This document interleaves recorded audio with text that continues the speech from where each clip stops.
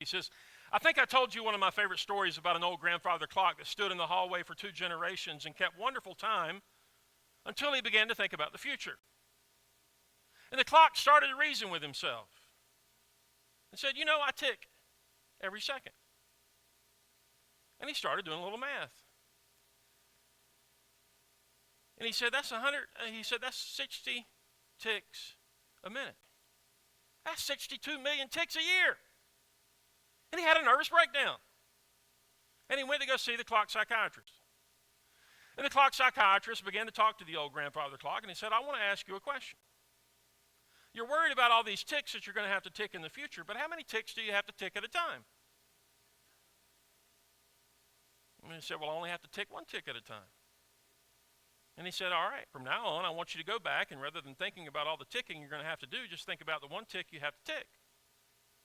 And don't think about the next tick until you tick this tick. And so he went back and he started thinking about the 1 tick at a time, and for the last 20 years, he's been there as healthy as he can be, just ticking 1 tick at a time. Some of us could learn some good lessons from that old grandfather clock. Quit worrying about all the ticks you got to tick. Just focus on ticking the tick you got to tick today, amen?